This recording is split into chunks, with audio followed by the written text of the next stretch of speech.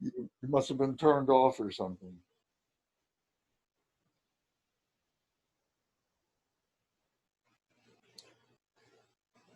All right, well, let's get started. And so we're going to start with the altruistic motivation prayer. So if you don't have that yet, please just relax and listen to the words and try and give them meaning, and you'll have the text before too long. So this first prayer is the altruistic motivation, which is the setting the intention for why we are doing these teachings, why we are receiving the teachings, why we are doing practice and study. And so this is very important, our altruistic motivation for the benefit of the enlightenment of other beings. So we recite this twice in English, once in Tibet.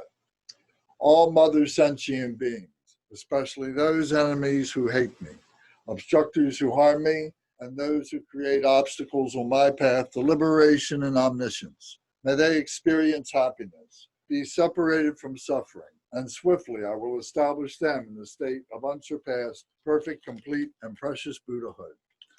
All mother sentient beings, especially those enemies who hate me, obstructors who harm me, and those who create obstacles on my path to liberation and omniscience. May they experience happiness, be separated from suffering, and swiftly I will establish them in the state of unsurpassed, perfect, complete, and precious Buddhahood. Dagla dangwa jepe dra no pa jepe ge. Tarpa dang tam she ken pe bar du jo par je pa tam she ki so je pe. Ma nam ka dam yam pe sem chen tam she de wa dang den. Dug now dang drow nor du la na me pa yang dag par zog pe zheng ju rin po she to pa ja. We're on page 2, the action bodhicitta prayer. Thus, until I achieve enlightenment, I perform virtuous deeds with body, speech, and mind. Until death, I perform virtuous deeds with body, speech, and mind. From now until this time tomorrow, I perform virtuous deeds with body, speech, and mind. In Tibet. Te she du sang ma ge gi ba du lu na gi sam ge wa la ko. Ma she ba du lu na gi sam ge wa la ko. Du de ring ne song te ni ma sang ta sam gi ba du lu na gi sam ge wa la ko. The long refuge prayer. We take refuge in the kind root Lama and lineage Lamas. We take refuge in the deities of the mandalas of the Yidams. We take refuge in all the exalted Buddhas. We take refuge in the perfect Dharma. We take refuge in the excellent order of the Sanghas. We take refuge in all the noble Dakas, Dakinis, and Dharma guardians, possessors of the eye of wisdom. We take refuge in the kind root Lama and lineage Lamas. We take refuge in the deities of the mandalas of the Yidams. We take refuge in all the exalted Buddhas. We take refuge in the perfect Dharma. We take refuge in the excellent order of the Sanghas. We take refuge in all the noble Dakas, Dakinis, and Dharma guardians, possessors of the eye of wisdom.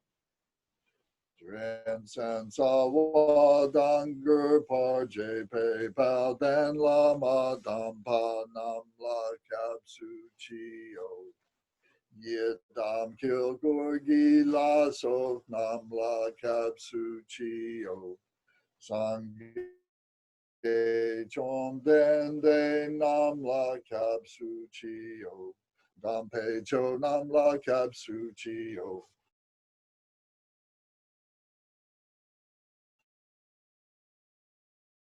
Peo. Pawo ka dro cho kyung song me song yes shegi chang dang dem pa nam la kap su chi o.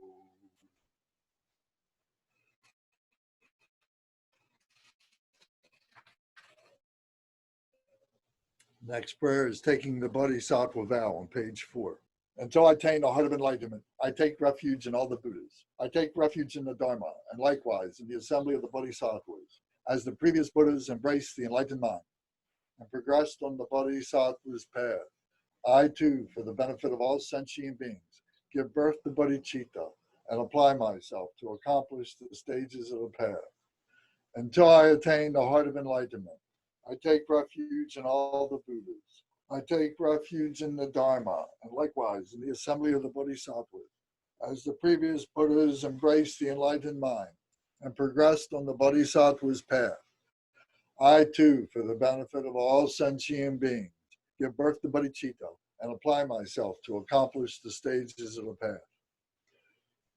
Shangju Ningpo Chiki Bar Sangye Namla Kapsu Chi Chodang Shangshu Senpai So Klang De Shin Kapsu Chi Jitar Nonghi De Shegi Shangshu Tugni Ki Padang Shangshu Pasampe La Pala De Dag Rim Shen E Pata De Shin Dro La Pandandu Shangshu Sani Ki Gishin De Shin Du Ni La Pala Rinpa Shindu La Pa Ji.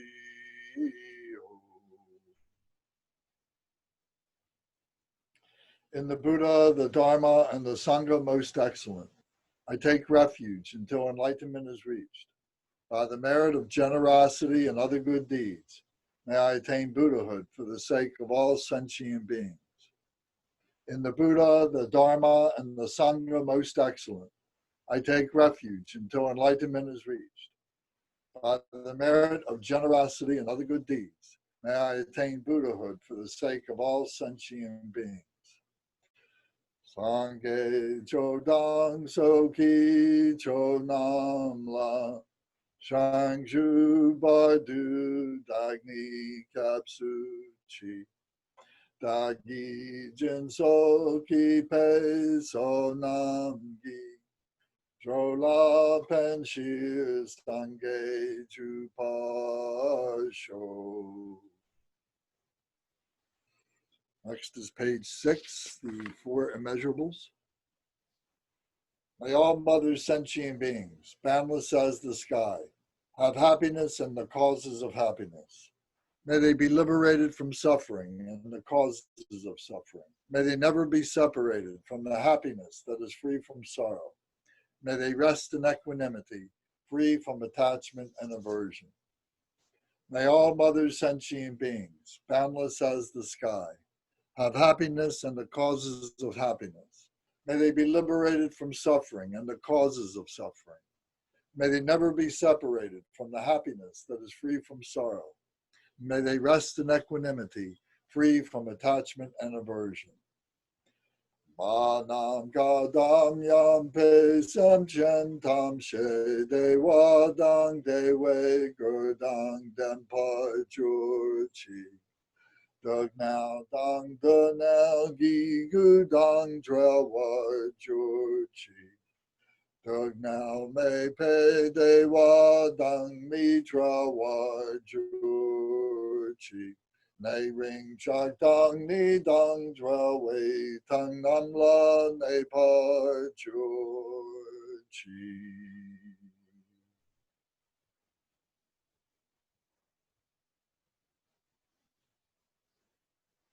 Take a deep breath. Pull your shoulders back. Your hands at 4 inches below your navel. Keep your back straight. Exhale. Squeeze the abdomen, squeezes against the diaphragm, pushes all the stale, negative, dark air out.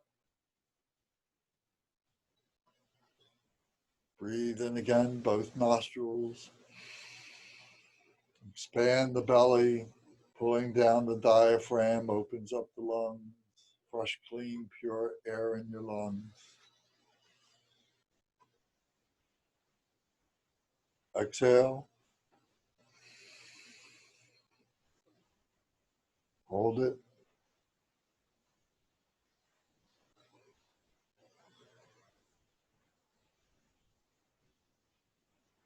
Breathe in.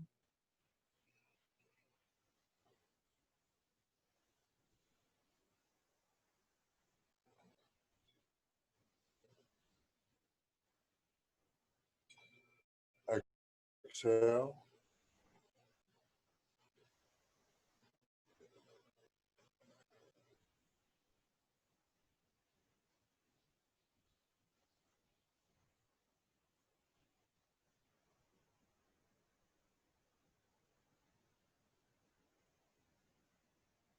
Breathe in.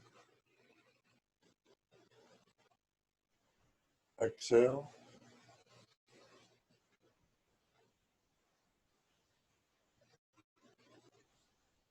One last time, breathe in very deeply.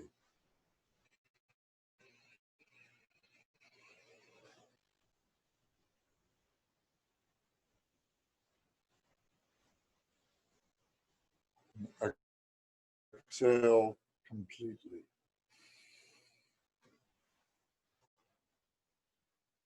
Stay relaxed. Keep your shoulders relaxed.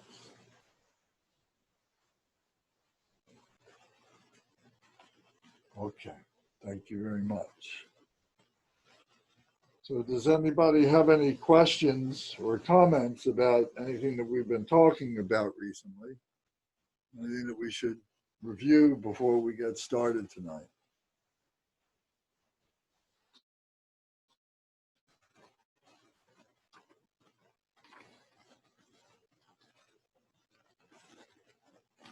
Okay, so then as you should recall then, we've been talking about the generation stage of meditation, of deity yoga meditation. So first we are visualizing the environment, the space around us as being a Buddha field. And then we are visualizing the space around us. And we are visualizing the seat of the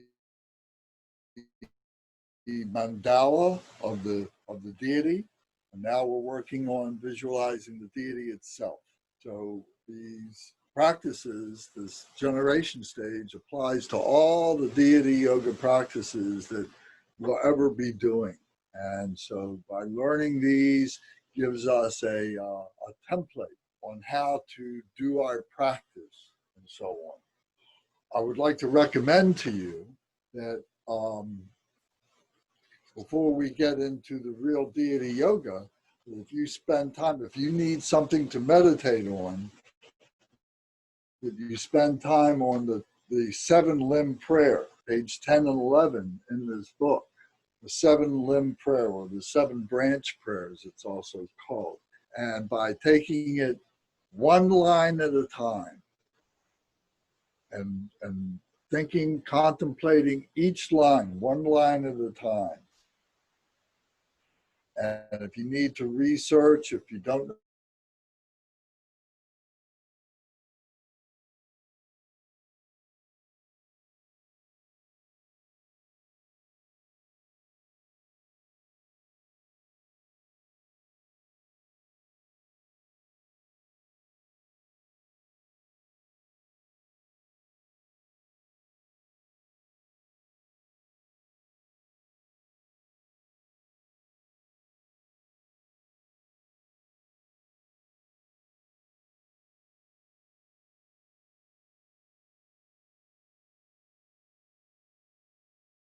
and gradually your visualization will become more and more crisp and vivid until it is like the stars and constellations shining vividly on the surface of a limpid air without any obscurations. Very, very clear. So this should be in our mind's eye. we should be generating this, visualizing this. And we do this over and over again. And so in our mind's eye, and what that is doing is opening up our hearts, that we should have a very rested, a very peaceful feeling, a very sense of equipoise within ourselves. There should be no anxiety, there should be no stress, there should be just total relaxation. So if the visualization comes difficult to you, that's fine. You know, you just work on it a little bit at a time. So you go through all these stages until you're able to go from one stage to another. So that's what all this text is all about. So these texts that I've sent you, the things that are in the book here, are very helpful. So maybe you would need to kind of rewrite it in your own note form, in your own way, so that you can build your own system of being able to go through these stages. So you keep your attention single-pointedly focused, and the rest of your mind naturally. You're resting your mind naturally. You begin to visualize and focus on whatever is easiest for your mind to attend to, and gradually expand. There is no set way or order or number of times one must do this. It is something that can be attuned to your individual constitution. So this is an important point about developing a practice. We have a template, but you can vary the template based on the way that you need to approach this. And keep in mind that that may change, that what you're doing now, you may simplify things because it's easier for you now, but later on you may find how it's clear for you to get a little bit more elaborate, things that you kind of went over, that you glossed over. Later on in your practice, you may find that now you may be able to address that. So whatever keeps you comfortable, whatever keeps you positive about doing practice, whatever keeps you looking forward to doing your practice is all good. So it's your practice. So bear that in mind. If you need to talk to a Dharma brother and sister to give you some guidance or some of their experience, or to talk to a Lama about that, is perfectly fine. But you shouldn't struggle with it. You should open yourself up and ask questions.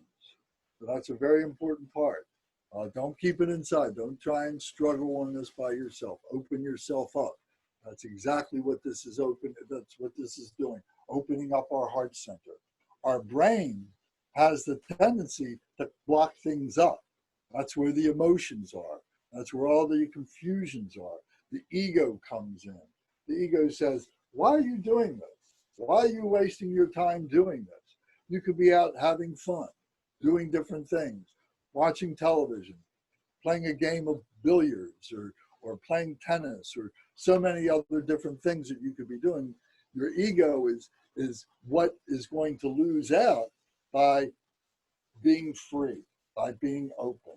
So by asking questions and so on is very, very good. So now it says, after practicing in this way for some time and becoming adept in it, we develop sharp clarity. And then we also develop awareness. We also develop emptiness. And we develop clear presence. So what this means now is, in sharp clarity, the signs or the measures of gaining clarity and stability in the visualization will be as follows. Every detail of the deity, down to the clear distinction between the whites of the eyeballs and the pupils, appears in sharp clarity. So you would have pictures, you would have illustrations, you would have meditation cards of whatever deity that it is that you are endeavoring to practice. So if it's Shenrezig or it's Buddha Shakyamuni, whomever it is, you would have an illustration, an image for you to look at. And you should memorize all the different characteristics of what that image is. So the type of eyes, the type of hair that they have, their body color, what their hand implements they're holding, or if they're holding no implements at all. Their body position, if both legs are crossed or one leg is out in front of the other, whether they have 2 arms or they have 4 arms. All these little details are all part of developing one-pointed mindfulness. So we're focusing that on the deity so that we can become that deity, so that you can close your eyes and you can visualize that deity in front of you. So it's more than just an imagination. The more that we do it, the less of an imagination it becomes and more of a reality it becomes. And we begin to associate all those attributes of the deity with their qualities. And that's what we're trying to get to those deity qualities that we have within ourselves, that we see clearly, that we have a stable clarity and so on. So this is very, very, very important to be able to stabilize into that. So along with this comes an awareness, this clarity and awareness, not a state of lethargy or dullness. So we should be feeling enthusiastic about this. We should be feeling happy about this. We should be joyous about this. We shouldn't be feeling sleepy, or we shouldn't be feeling lazy about it, or we shouldn't be too agitated about it. Oh, I got to do this. Oh, I got to do this. I'm doing it wrong. I'm doing it wrong. We shouldn't have that feeling either. It should be very relaxed.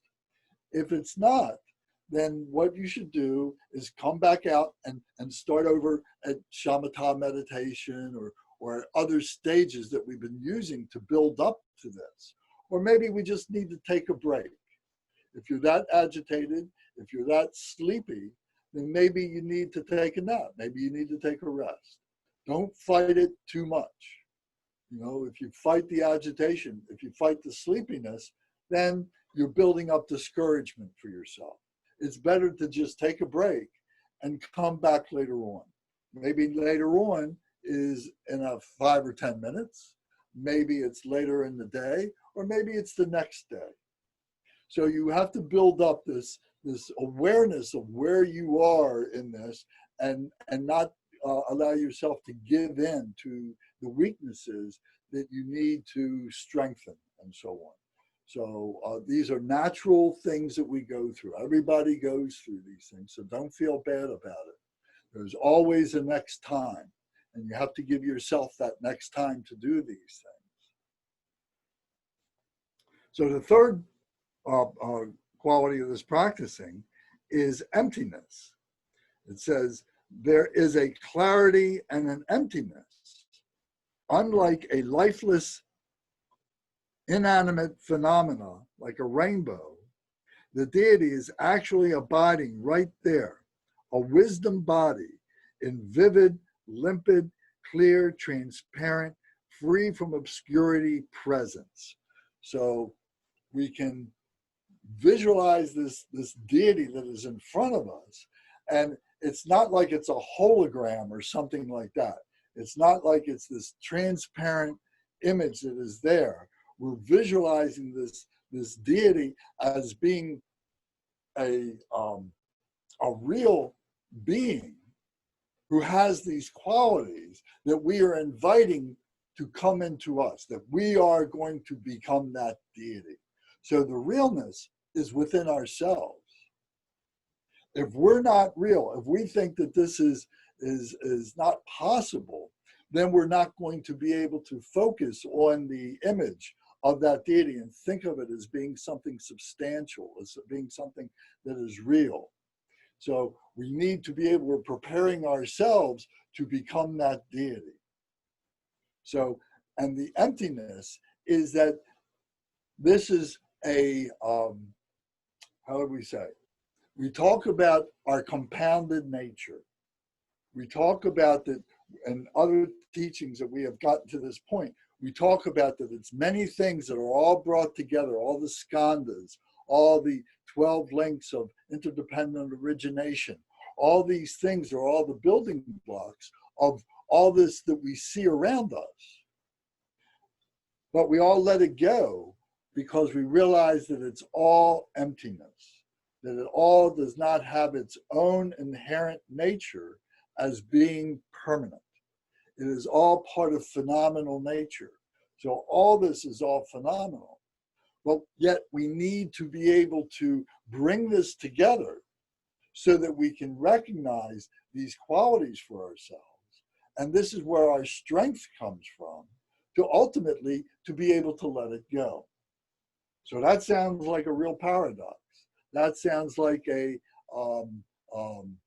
something a conundrum, or something that a hypocrisy or something, where we're doing one thing to be able to let it go. But ultimately, that's what we need to do. We need to be able to understand all these things, all these good things, all these bad things, as being phenomenal nature. And they have a truth to them. We talked about the two truths. In learning Buddhism, there's a chapter called the two truths, and we talked about that. The relative truth, or the phenomenal truth. And then there's the absolute truth. So for us to be able to understand the absolute truth, we first have to come to grips with understanding the relative truth, the phenomenal truth, as being this empty nature, this emptiness, that all things are not substantial, are not permanent. So the more that we engage in this practice of doing this, the more sense this makes. So in the beginning, if you're hearing this for the first time, it may seem very strange, but the more that we engage in this, we begin to see that there's two ways, there's two truths of the way of looking at things. There's the relative way and there's the absolute way. We're trying to get to the absolute way. First, we have to examine that which is readily apparent to us, which is the relative way, the phenomenal way. So then comes this clear presence. This clear presence is the deity's body is not just a mental inference or a conceptual image conjured up by the imagination, but rather it is actually real right there in front of you in clear presence. So this is the realization that all around us is this Buddha nature. And it takes all these different forms. And what we are doing is bringing it into ourselves, and we're recognizing it in that way. And slowly, slowly, that begins to stabilize within ourselves. And we have this clear presence of the Buddha all around us, all within ourselves, all beings being the Buddha. So these four aspects of clarity and vividness are the measures of becoming adept at clear realization. At this point, we cannot lose our visualization by being moved by laziness or forgetfulness. So to whatever degree we can bring this one-pointed mindfulness of this deity visualization to ourselves, we have to work to stabilize that and not let it kind of leak out of our mind. We have to keep our mind strong with this. If it does begin to fade, then we kind of go back and we start over again and we try and stabilize it. If we lose it altogether, then maybe we pick it up again the next day. But the more that we do it, the stronger it gets. We can begin by reading these things and contemplating these things through the intellect. And then we can begin to do where our contemplation then becomes more practice and becomes more meditative. Meditative means that it becomes very natural. We're not thinking about the process, we just become the process. So we have to allow ourselves to let that process manifest, allow it to work. So now it says stability. In addition, our visualization, the clear, vivid presence of the deity, does not become dim.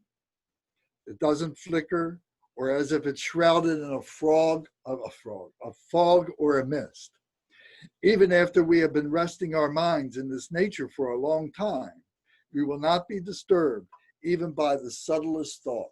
So imagine that you've been looking at an image of Buddha Shakyamuni, or an image of green Tara, or an image of Shenrezig, any of the deities, that we can look around, we can be disturbed, but we still carry that image, we still carry that stability with us. It's not lost. We're not being lazy, we're not being agitated. It stays with us.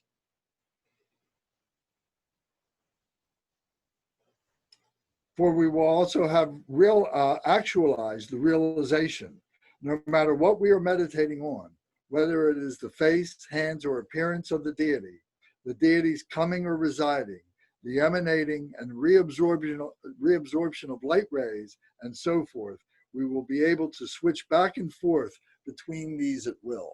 So it becomes that stable in our mind, but in our heart mind.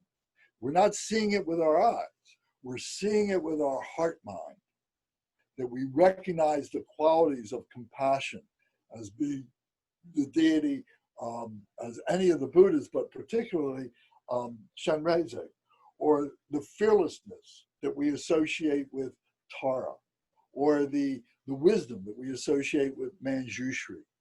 So any of these deities have these qualities, and we begin to link all these things up together, and that stays with us in our heart mind. So we begin to have these heart thoughts of what it is to be the deity, that the deity is there in front of us in all of this. And there might be times when you can close your eyes, and there might be times when you can have that visualization, that vivid visualization with your eyes closed. So if it's not there, don't despair. Don't think it's bad. Don't think it's negative. Don't think, if you have it, that you're special. Don't think that either. You know, you just abide with that. You just go with that. You know, sometimes these visions and so on can be points of arrogance. So we think that we're doing good things, and we become arrogant. We become prideful with that. Oh, you didn't have that vision? Oh, I had that vision. You must not be doing something properly. So people might tend to do that. So whether you have the visions or not, you know, it's something that you need to be able to abide with in a very humble way. And if you're confused about any of this, you talk with good Dharma brothers and sisters that you have faith in, or with your teacher, with your Lama teacher, or anybody who you respect, or you can look at it in books and so on, and try and get some more support for understanding what these things are.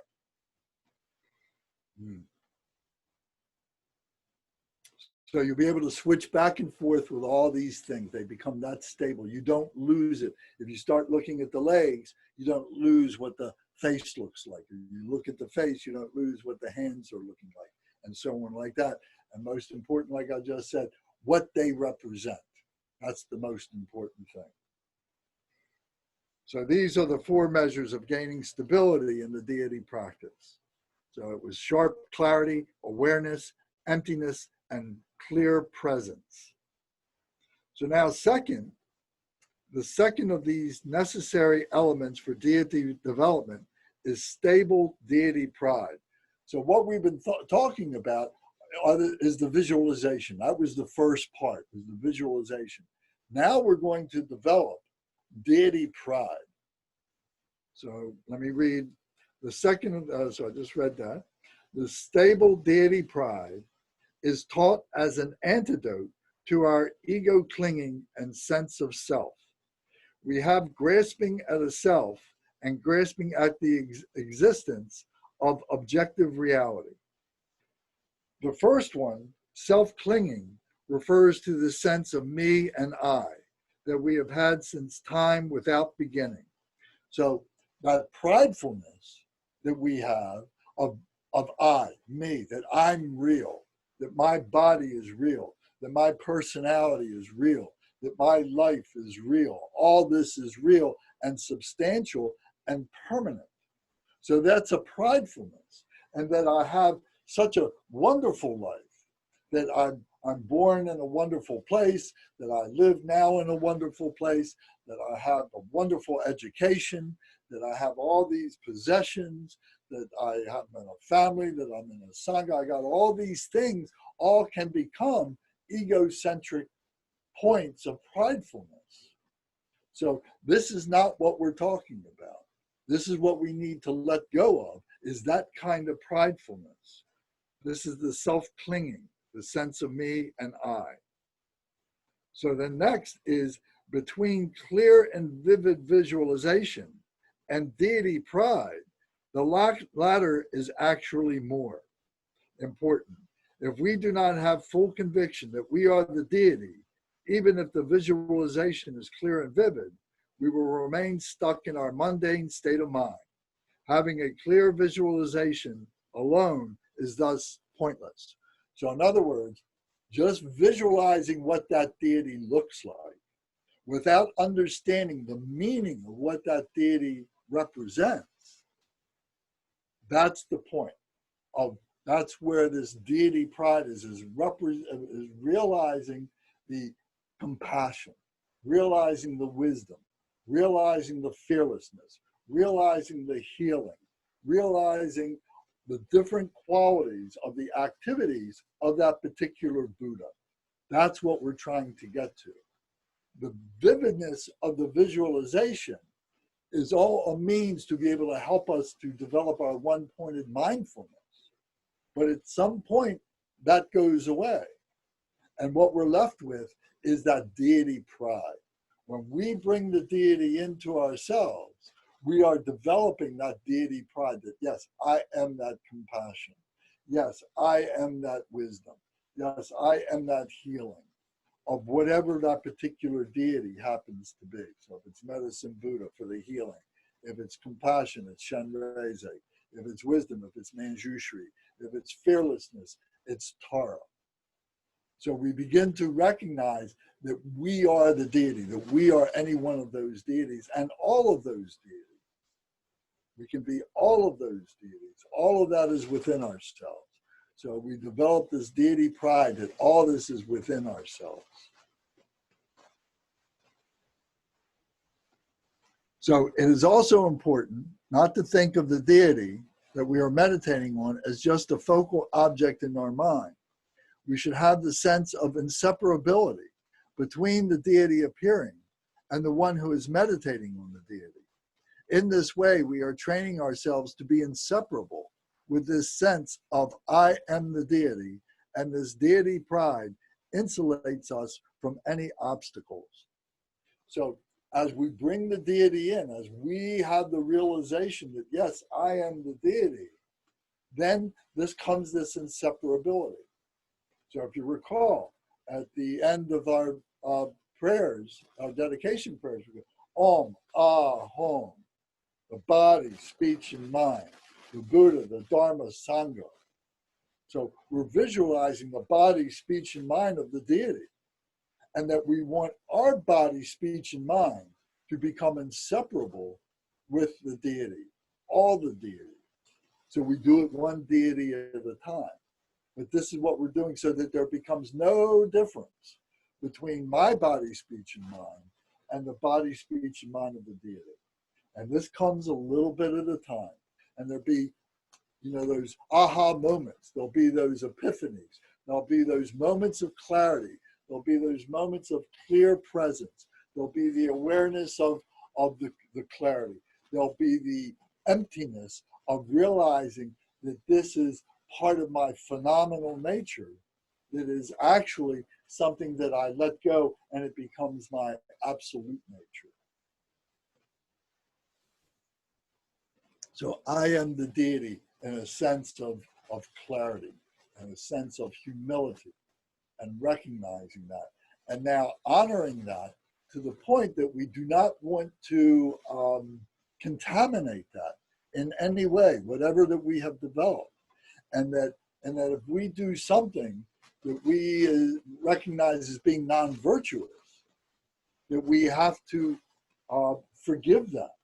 We have to recognize that, okay, I am the deity. I have the potential to be the deity, but maybe I'm not completely there yet. And then when something happens that I do that is non-virtuous, I have the confession to be able to say that, the forgiveness and the resolve to be able to promise myself to try not to do that again. And then the reliance on the practice to keep me stable, to keep me from doing those things again, and to allow me to have the forgiveness for this. So we're going to talk a lot more about that when we do Vajrasattva deity yoga practice in a few weeks. We'll be talking much more about that process. So we have to be aware that we're not perfect yet, but we're on the path. So we do this a little bit at a time, a little bit at a time. It's almost, you could say it's like role playing. And, if you've ever acted in a high school play or a junior high play or a college play or whatever, something like that. And, you're learning the part of a character and you're reading and slowly, you become naturally aligned with that character. So in a similar way, we're doing that with the deity. The difference is that this deity is a perfect manifestation of virtue, of loving kindness, of compassion, of bodhicitta, of the Buddha true nature that we have within ourselves. That's the difference with this. It's not something contrived. It's something natural that we were born with, something that we've had all our lives, but we've blocked up, and something that when we die, we release that. And it goes to the bardo of reality. And depending on what degree we are prepared, whether we can remain in that freedom, or do we need to manifest again in another body to be able to stabilize that reality or that Buddha nature, that true nature that we have within ourselves. So in addition, all this has the benefit of destroying ordinary ego clinging. So as we do this, what is happening? We're strengthening I am the deity, but what's happening is our ego clinging starts going down, starts decreasing. So in fact, you know that your own mind has always been the nature of the deity. Your body is the mandala. Your speech has always been the nature of mantra. Everything has always been primordially the nature of the mandala of awakened one. It is only a matter of tapping into this innate truth and knowing it to be the case. That is why deity practice, that is what deity practice is about. It's not about trying to force something or imagine something to be the case when in fact it's not. So in other words, this is our natural self. The ego is a persona, is something that we have created. It is something that we engineered, something that we created, like an architect creates a building or something. And then an engineer has to be able to fit that into all the conditions and all the changing circumstances that are happening during your life. So first you're an architect, and then you're an engineer, having to fit this in and so on. So we're constantly tweaking, we're constantly making up stories, we're constantly lying to ourselves and to others. We're constantly responding to the emotions of our brain, saying, oh, you're not doing this right, you got to be like this. You're being challenged by this over here, by all this external stimuli that's coming into you, or the thoughts that are coming up and so on. And you spend your whole entire lifetime going through all this emotional stuff and all this rearranging, all this engineering and stuff, responding to all these conditions and so on. But in our true nature, all that goes away. We cut through all of that and we just become peaceful. We just become loving kindness. We become compassionate for those who are still suffering. We become joyous for ourselves and joyous for all beings, at least for the potential of what they can be, and for the joy, and the joy is for those who have found what it is that you have found. And the the equanimity, the equipoise, the sameness, the balance within all of that, so that you're not disturbed in any of that. That whether somebody is aware of these things or not, it doesn't upset your equipoise. If you slip, something happens, and you have non-virtuous thoughts, or you do a non-virtuous action, that you don't lose your equipoise. You say, oh, I made a mistake. I admit my mistake. I realize what it was why I reacted that way, and I know how to fix that. And I go back and I repair that, and I come back and I'm right back to where I wanted to be in that virtuous state. So this is what we're trying to do. So whether we are wherever degree of where we are, sometimes we're 50-50, sometimes we're 60-40, sometimes we're 80-20, in any direction. But to see that it's a work in progress. As long as we're breathing, we are practicing our dualistic nature. It's part of our human condition. It's part of our human nature. And to be able to accept that, to accept our imperfections as a human being. But if we can transcend our humanness and just rest our body and rest our intellectual mind and open up our heart and rest there as a human being, now we have transcended, and now we become that Buddha nature. Now we become that true nature that we're looking for, that we can stabilize. That's what we're trying to do.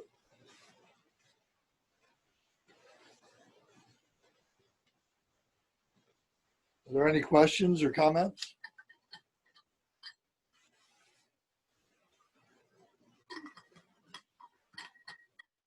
Okay.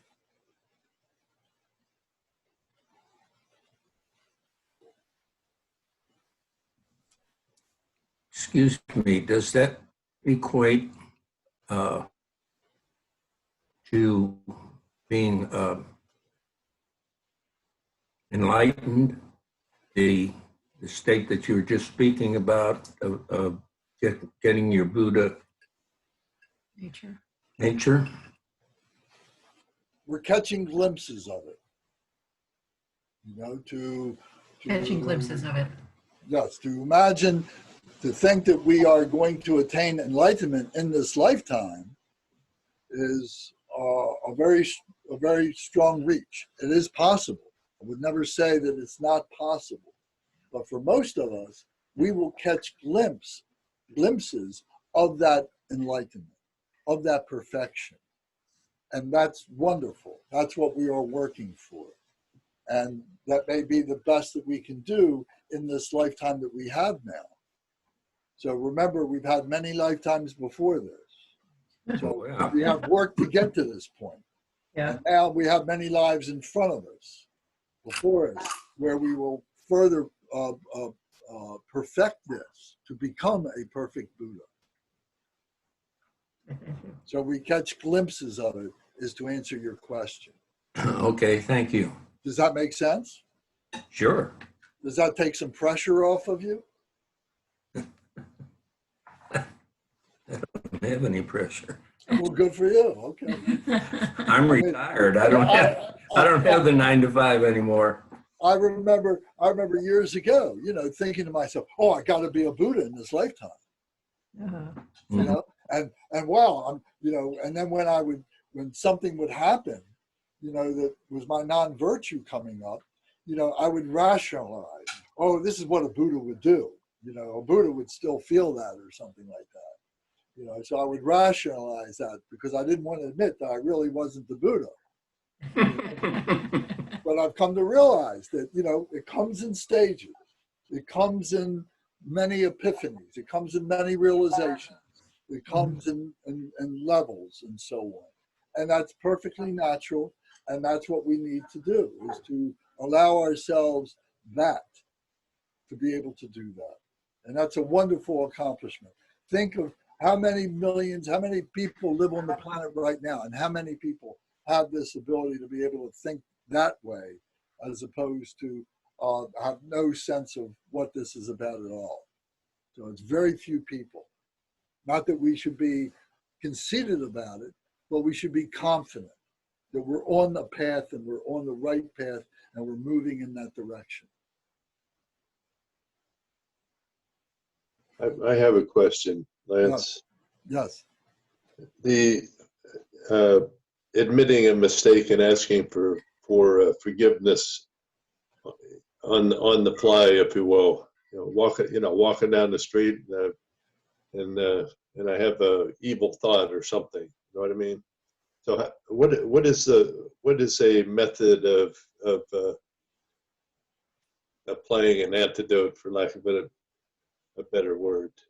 Well, without getting too much into that, because we're going to talk about that in a few weeks, but the best thing to be doing is to be reciting mantra. If you're walking down the street, the mantra is the utterance of the Buddha. So if you're walking down the street, if you're sitting idle and not doing anything, rather than allowing non-virtuous thoughts to come up or emotions come up, be chanting mantra. Om Mani Padme Hum, Om Mani Padme Hum, Om Mani Padme Hum. Or I'm sorry, Tari Tere Soha, I'm sorry, Tutari Tere Soha, I'm sorry, Tutari Tere Soha. Or Om Bajra Sattva Samaya Manu Palaya Bajra Sattva Tenopa, etc., etc., etc. So we have all these mantras that we have some degree of familiarity with. And those that are easy for us to remember, those are what we should be doing all the time. This is why you should be having your beads with you. You should be having a wrist mala or something like that. And you can be using this all the time. And if you've ever spent any time with the lamas or many of the Tibetans or the holy people, whether they're Tibetans or they're Buddhists or not, but whether they're in Asia or wherever, but when you're with holy people, you will find that they are doing things like that. They are not letting their minds wander aimlessly. When things are quiet, they will go to their mantras. So this is a way to be able to stabilize your mind in that kind of situation, Ed, is to, if you think a bad thought, you see somebody, you think a negative thought about that person, is forgive it and then go to your mantra. Let it go. I didn't mean to do that. That was a silly thing. It was a stupid human thing for me to do. And I'm not going to waste any more time thinking about it. Om Mani Padme Hum, Om Mani Padme Hum, Om Mani Padme Hum, Om Mani Padme Hum, Om Mani Padme Hum. All right, great. That did it right there. Thank you. Okay. Okay. Any other questions or comments? Right. And by the way, Ed, thank you very much for joining us tonight. Yeah, I had a little bit of difficulty figuring out how to get into it, but yeah, I plan to continue. Thank you. Well, good. I know Ed from many years ago back at Tibetan Meditation Center in Frederick, many years ago. Okay, well then back to the book. Does anybody need to stand up and take a break, take a stretch or anything like that? Okay, then we'll continue. If you need to stand up and stretch, go ahead. You can stay in earshot of what we're doing here. That's fine. I mean, that's an interesting point. Let me make a point to you. One of the things that I've always liked about Tibetan Buddhism is the relaxed way they do practice and meditation. Some traditions, and not to knock other traditions, Zen or anything like that, but sometimes, there's these attitudes, oh, you got to work through the pain. You can't move. You got to be in this position. You got to stay there for an hour without moving. And you got to work through the discomfort and so on. The Tibetans don't say it that way. They say, if you've got some discomfort, just do what you got to do to relieve the discomfort and get back to your mindfulness, get back to what your practice is. There's no need to have to suffer. So I say that, so when we're doing our teachings, doing our practices, whatever it is, if you need to move around, you need to stretch your legs, go right ahead. And what you find is you can keep your mindfulness even though you're doing that. So I hope that helps. Okay, so now I'm on page three in this handout, and we're on part 3, the third, where it says the third element of deity development stage practice. Deity development stage practice is known as recalling the purity. So first we did the visualization. Then we're building the deity pride, that I am the deity, but in a humble way. And now recalling the purity of the deity. So this goes to that, what I was saying with the visualization. What does that all represent? It represents the purity of the deity. What is that? Is it pure compassion? Is it pure healing? Is it pure wisdom? Because all these deities are perfection. That's why we are using them as our teachers, because they are the perfect teachers. They are the perfect realization. They are the perfect perfection of whatever that is. They will not fail us. We may fail them. They do not fail us. So you have to recognize that through this deity yoga practice. We gain confidence in that more and more and more. So now we are recalling that perfection. We're recalling the purity. So this refers to training in the dynamic energy of the play of appearances and emptiness. Recognizing that the deity appears in form, body display, but has never deviated from the nature of Dharmakaya. Clinging to the appearances of an external world and its contents as being real and inherently existing is what is known as clinging to the realness or self-nature of phenomena. You need to look at this. This paragraph is very, very important. It says a lot. This refers to training in the dynamic energy of the play of appearances and emptiness. The dynamic energy. Dynamism implies a dualism. This is part of our human nature.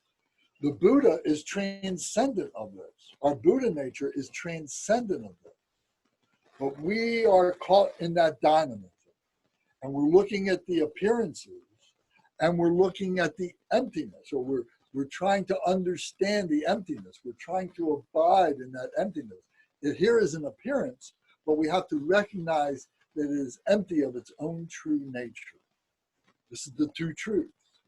And when we are able to be stable in that, we suddenly recognize, or we suddenly realize, or the spontaneous presence of the absolute nature becomes what we become. Is subsumes all that relativity. All that relativity is subsumed by the absolute. So this deity appears in a form body display, but is never deviated from the nature of Dharmakaya. So all these images that we've created, all the paintings, all the statues, all these meditation cards and so on, were part of the technique of being to help us to understand that we can be the Buddha, that we are the Buddha, that the Buddha can be a human being. So, but all this is a display. It's not absolute. That display is not absolute. It is a relative display. It is an appearance. What is absolute is the Dharmakaya. Is what is represented here is the Dharmakaya, the truth body of the Buddha. Remember, there's 3 bodies of the Buddha. There's the Dharmakaya, which is the truth body. There's the Sambhogakaya, which is the speech body, or the emanation body. And then there is the Nirmanakaya, which is the emanation body, the emanation of that true nature of the Buddha taking a human form to come and teach us. so that we can hear them, we can see them, we can touch them, and we can relate to them because they're human beings, but they are truly transcendent. So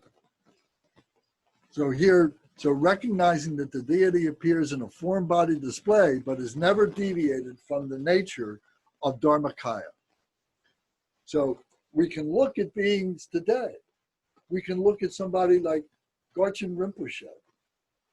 So whether you think that he is a Buddha or not, many, many, many, many, many, many people do regard him as a living Buddha. That despite all the things that he says and does and has done and so on, that he is the pure display of Dharmakaya, of bodhicitta, and he does not deviate from that. So it's there for each one of us to examine.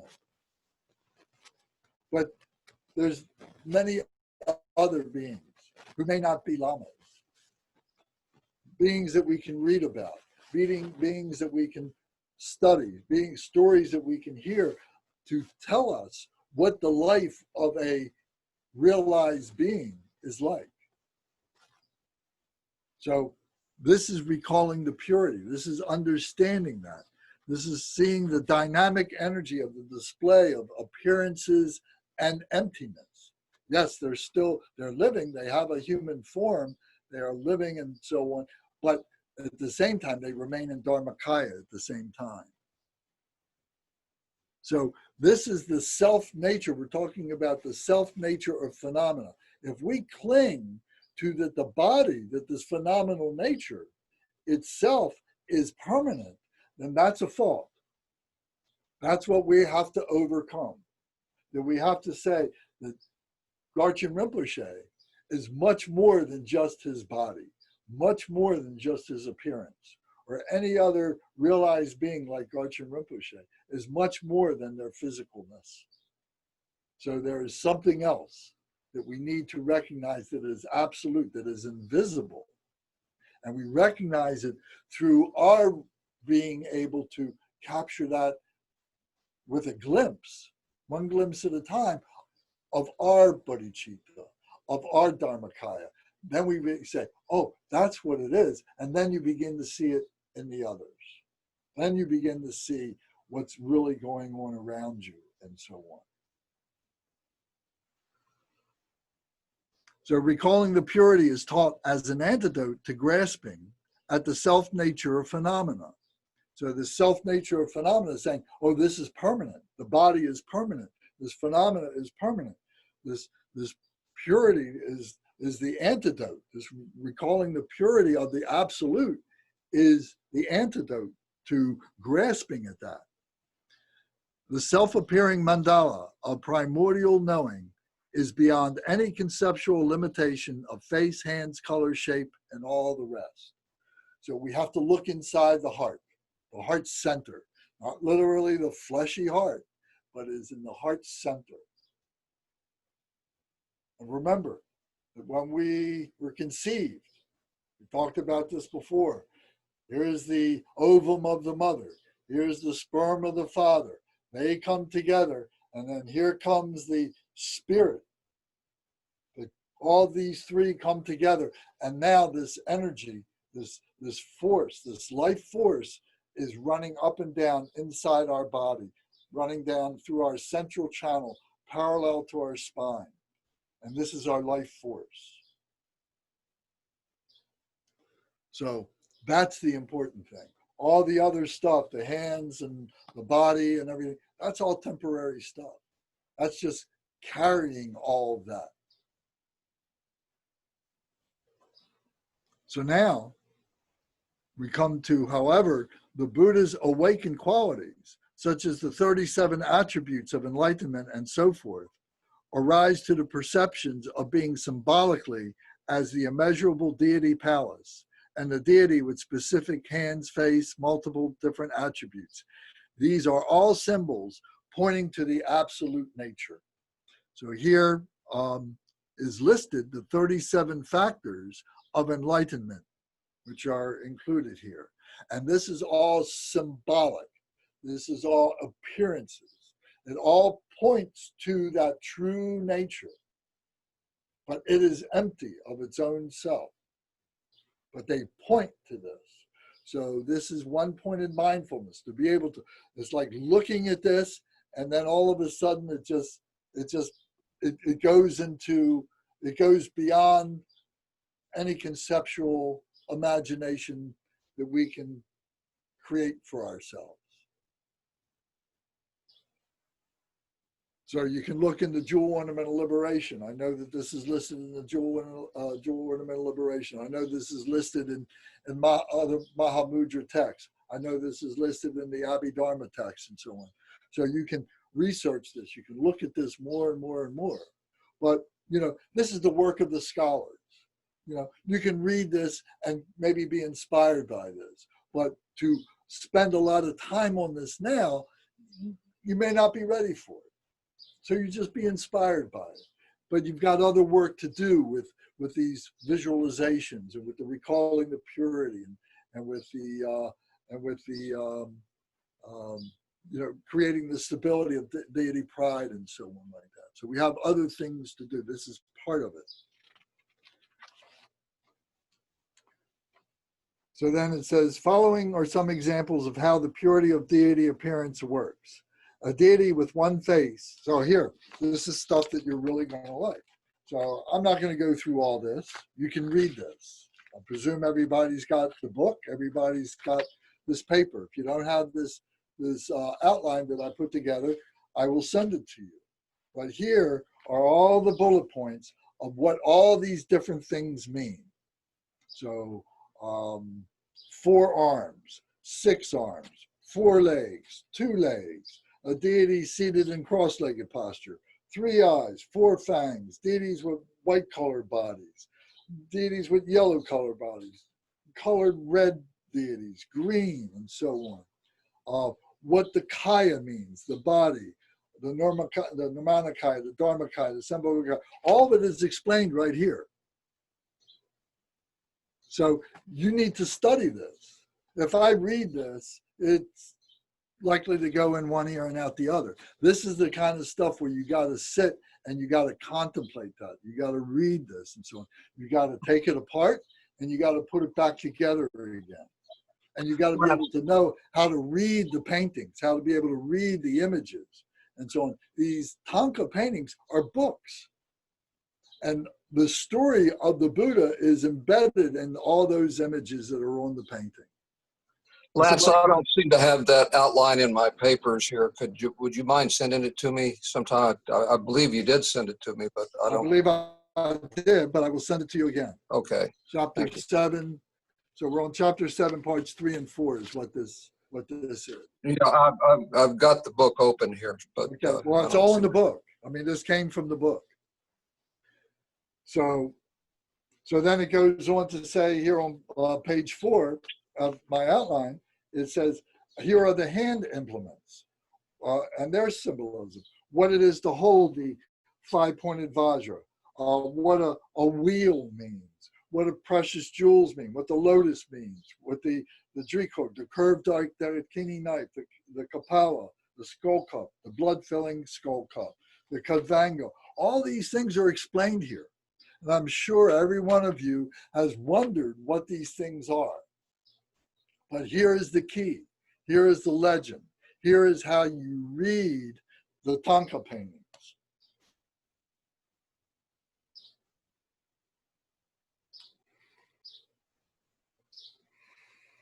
Okay, any questions about that? I'm going to move on if not.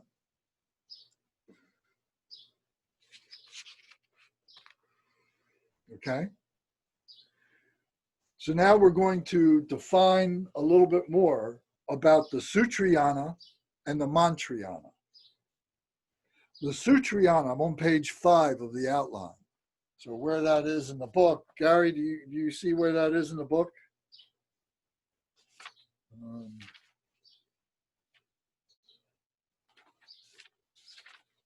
me see if I can find it for you.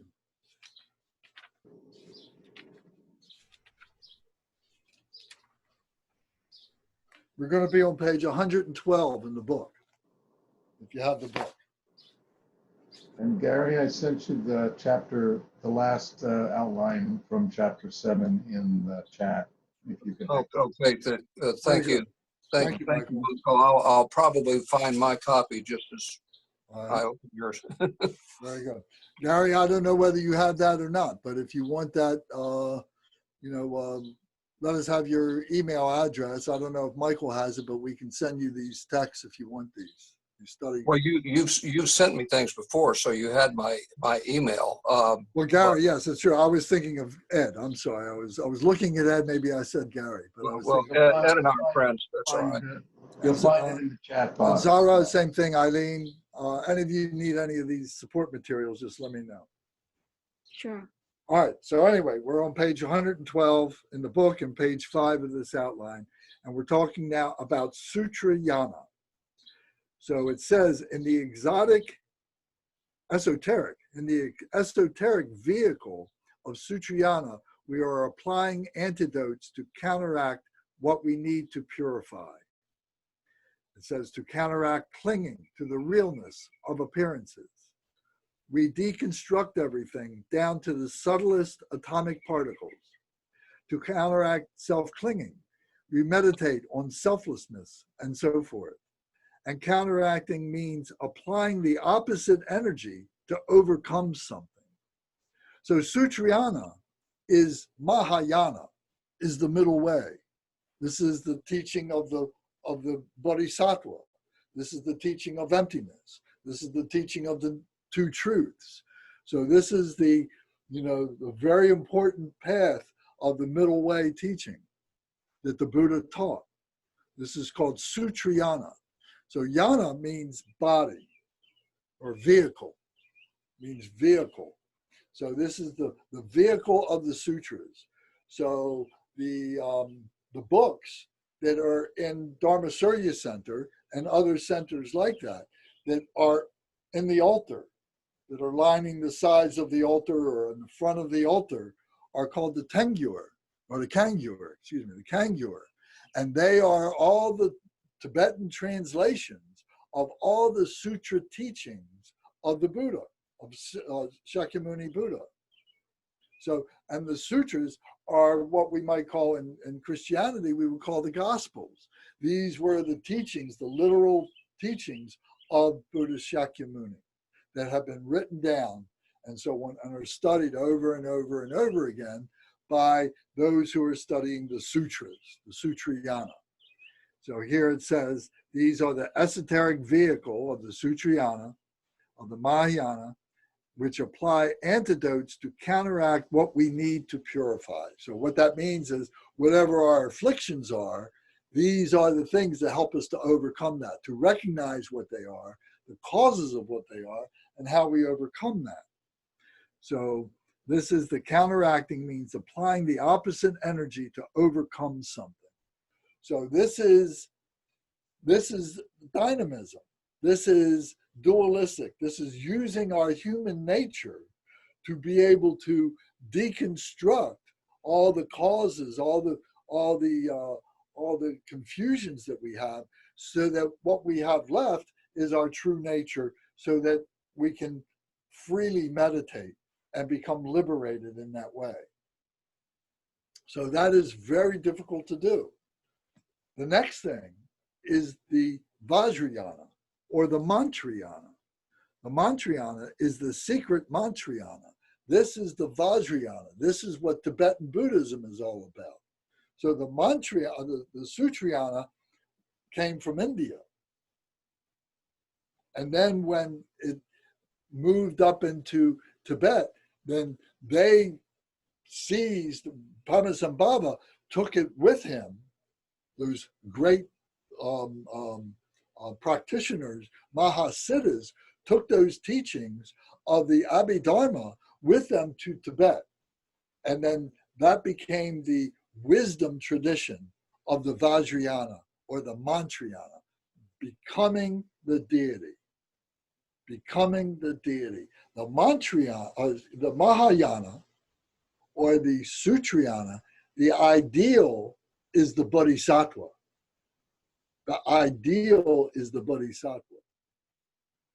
In Vajrayana, The ideal is the Buddha itself, is becoming the Buddha.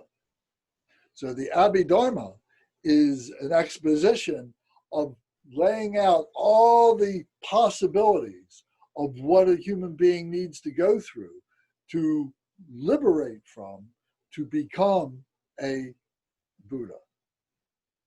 So this is called the Mantrayana. It says in secret Mantrayana, we do not do it in this way, talking about the first, it says, one of the unique facets of the skillful means of Mantrayana is using like to subdue like. Just as we need to use water to dislodge water from the ear, and just as we need deity appear, we need to apply fire in order to heal the pain of a burn wound created by fire, we meditate on deity appearance just as an antidote to confused appearances. So this is the paradox. We're using like to diffuse like. What we're trying to get to is inexpressible, is non-conceptual. We don't have words for it. It's an experience. So what we're going through is we're saying it's like this, but it's not like that. It's like this, but it's not like that. And we go through this whole process. And slowly, slowly, slowly, we begin to let go of liking this and not liking that.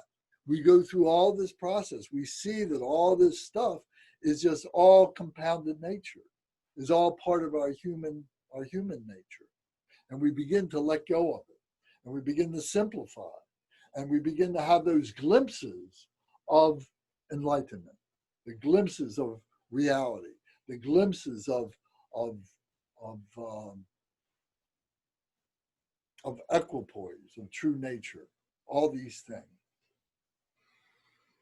So we cultivate pride of ourselves as the deity as an antidote to pride, of ego identity, and so forth. So we're saying, okay, it's like this pride of ourselves that we're doing this pride of becoming a deity. But it's something more than that. It's something other than that. It's like that pride, but it's not like that pride. It's something beyond that pride. And you can experience this pride. You have to experience that pride of it not being pride to really, to grasp what that means, to understand what that means. And we understand it in our heart center. What words we have for it are very, very limited. We say, well, it's like this, but it's not like that. So we always wind up with this paradox of language, of conversation, and so on. But once you have the experience of doing this, then you begin to recognize it in others. You begin to recognize that we're all spiritual beings, whether we recognize it or not, whether we realize it or not. We do spiritual things. And then you begin to recognize those spiritual things that other people are doing that they don't realize, but you realize it. And that's showing you again that the Buddha is everywhere, that true nature is everywhere. It's within ourselves. We begin to recognize it within ourselves. That's what allows us to recognize it everywhere else.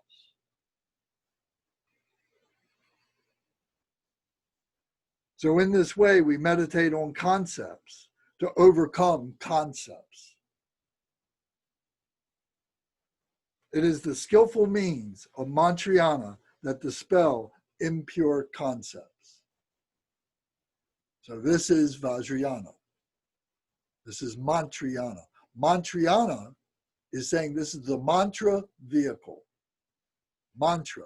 So this goes back to what we were saying. If you're not doing anything and you're just sitting there waiting for a bus, Om Mani Padme Hum, Om Mani Padme Hum, Om Mani Padme Hum, Om Mani Padme Hum, Om Mani Padme Hum, Om Mani Padme Hum, or whatever mantra it is that you want to recite. Because those are the words. That is the speech of the Buddha. It doesn't matter. And if you don't do that, you all know the truth. That what happens is you start seeing that person, you start having, a disparaging thought about that person over there. where you start thinking about something that you got to do that is unpleasant that you don't want to do. Your mind begins to wander. You start looking around and you say, oh, I would love to have that car. Boy, would I like to drive that car. And your mind begins to wander. The monkey mind takes over. So we have to replace the monkey mind.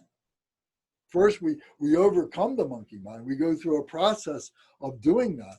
And then we have to fill the void now with mantra, with the deity, with the speech of the deity. And that keeps the heart open. If you're really doing this with one-pointed mindfulness, your heart is wide open.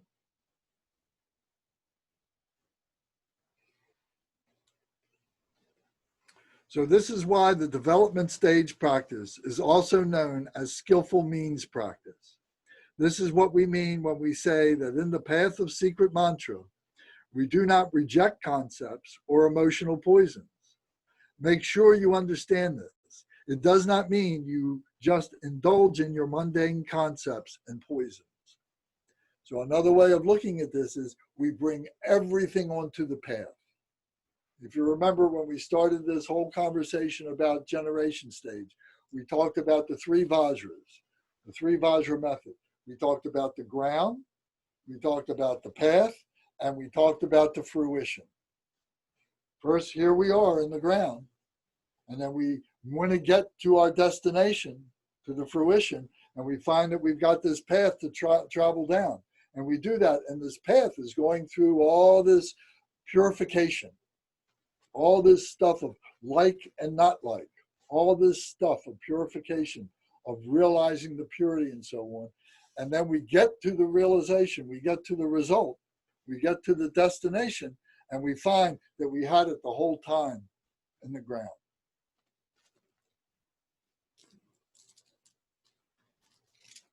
So, but we got to go through this process on the path. It's a necessary ingredient. And just to refresh your memory, if we go to page 4 in our prayer books, taking the Bodhisattva vow, and it says, until I attain the heart of enlightenment, I take refuge in all the Buddhas. I take refuge in the Dharma, the speech of the Buddha. And likewise, in the assembly of the Bodhisattvas, all those who are on the path. Then, as the previous Buddhas embraced the enlightened mind and progressed along the Bodhisattva's path, I too, for the benefit of all sentient beings, give birth to bodhicitta and apply myself to accomplish the stages of the path. So there's not a Buddha that didn't go through the stages of being a bodhisattva. Didn't leave the ground to get to the destination, to get to the result. They had to go along the path.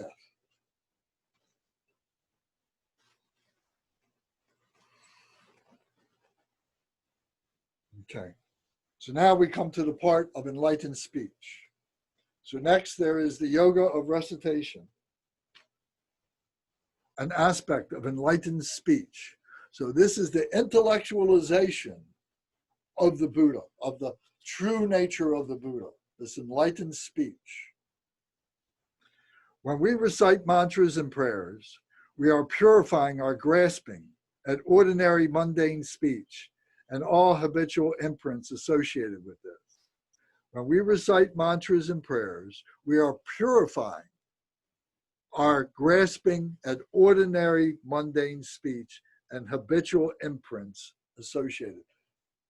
Looking and seeing, oh, I want that car. Thinking about that person over there and how funny they look. How much my monkey mind is jumping around. All those things. That's the grasping. The mantra or recitation we are repeating again and again is the agent of purification. This is such a great phrase. The agent of purification. The agent of purification. This is the grist on which we are milling, of which we are refining our being, our thoughts, our confusions. We're milling it with this grist. We're making this grist between these two grindstones, if you will. We're tempering ourselves with this, the agent of purification through the mantra. When we do practice, when we do deity yoga practice, if you're really sincere about the practice, if you've ever been on a retreat, a serious retreat, and you come to the point where you do the mantra recitation, after you've done the generation stage and the meaning of the mantra and everything, and then you recite the mantra, you don't stop after 3 mile rounds. You don't stop after 1 mile round. You don't stop after 5 minutes or 10 minutes. You go on and you do thousands and thousands and thousands, not of beads, of mile rounds. If you want a transformative experience, you do a mantra 100,000 times.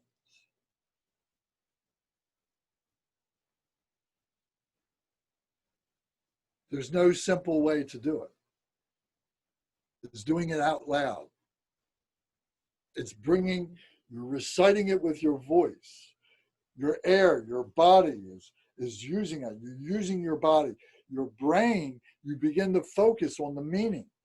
You hear every single syllable as you're repeating it. And all the mantras are in Sanskrit, not Tibetan. They're in Sanskrit. And Sanskrit was the language that the Buddha taught in. So as we recite this, we are reciting it in the same way that the Buddha did. We are vibrating in the same way that the Buddha did. And if you've done mantra where you've recited, 10 mala rounds, and then you stop, you finish doing your 10 mala rounds, you're vibrating. If you've done it with conviction, if you've done it out loud and not whispered it, but if you've done it with power and conviction, you're vibrating in the same way that the Buddha vibrated. You're bringing your physical body, you're bringing your intellectual body, and you're bringing your heart center, your mind, all together into one. Om, Ahom. And as you do this, you are doing this along with thousands and thousands and thousands of other people, if not hundreds of thousands, if not millions of people who at any given time in the world are reciting these mantras. So you are vibrating along with them. And you can feel the presence of that vibration. So this is the agent of purification. This is how we do it. This is the sword that cuts through. There's no magic bullet. It is doing this breath. It is doing this vocalization. It is becoming the Buddha. By repeating the mantra, we are creating the interdependence to awaken to the result, enlightened speech. Through enlightened speech activities, we will be able to fulfill the purpose of sentient beings. That now we begin to develop bodhicitta. We begin to recognize bodhicitta. We have bodhicitta within us, and now it's activated, it's charged. We know what the wisdom is. We're able to use the method, which is the compassion, the skillful means. We have the joy. We do this joyously. We're so happy to do this. It may be difficult, but we're happy to do it. And we create this equanimity, this sameness, this equipoise, this balance, this strength, this bliss, and this strength that is the heart of the Buddha, of the enlightened ones. It becomes your strength, it becomes your bliss, it becomes your equipoise. And you then know how to do things, when to do them, when not to do things.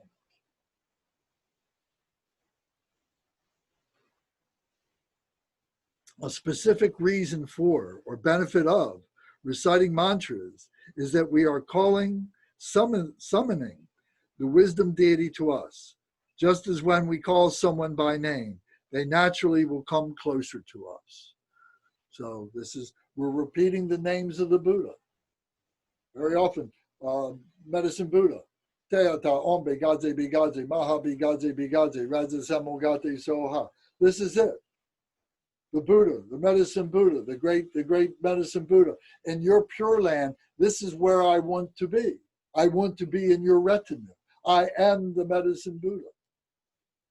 That's what we're saying over and over again. The same thing with Tara. We're saying, I'm the one who protects. I'm the one who that removes your fears. I'm the one who leads you through to the mother of the Buddhas. And so that's what we were saying over and over again. So the more that we do it, the closer it becomes. The more Om, Ah, Hum, the body, speech, and mind becomes a reality, becomes our stability. We become stable in that. The wisdom in Sanskrit, jhana, here refers to knowing that the deity has always abided within us primordially. We came with the Buddha. We are the Buddha. We have this within us. It is blocked up, and we're trying to remove the blockages, and then it will shine. It's shining now. We just can't see it because it's blocked up with junk. We got to remove the junk. Here's how we remove the junk. Sattva, or courageous being. Sattva. Sat means a being. Va is a holy being, or a courageous being here. Refers to one who is devoid of the wrong view of dualistic grasping. So we go through the stages. You know, we're a beginner, then we become a practitioner, then we become a yogi, then we become a sattva, and then we become a bodhisattva, and then we become a Buddha.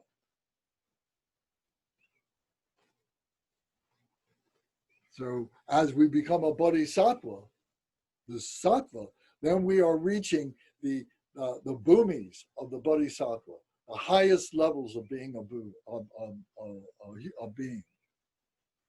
It's a human path that we follow, and we become a bodhisattva, a holy enlightened being. Samadhi refers to the mind's single-pointed attention without wavering. So as we become a yogi, when we come from being a beginner to a practitioner, and then we become a yogi now means union. Now we've really, the body, speech, and mind now is really becoming stable. You're becoming in union.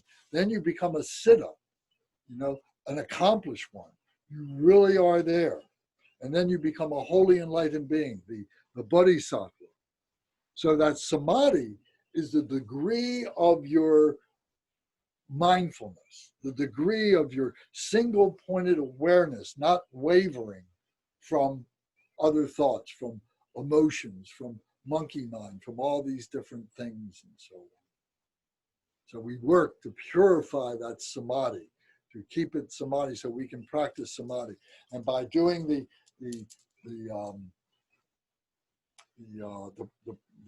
agent of purification really helps the samadhi. This is the way to increase your samadhi. You don't increase the samadhi by just sitting there and saying, I'm going to blast out all other thought. I haven't been able to do it that way. And not that I'm God's great, but I don't know anybody that has. Everybody I know, it's mantra. That's the way it's done. So it's not a secret, but at the same time, you have to be a proper vessel to be able to hear this. If we said stuff like this to you in the very beginning, everybody would run for cover. But once you get on the path, and once you start making convictions, and you start making commitments, and you start doing practices and so on, and you start seeing the realization that this is really working and everything, then you're ready for more commitment. You're ready for more vows. You're ready for more practice. And you can understand and appreciate this and say, okay, this is the next level. This is what I need to work on now.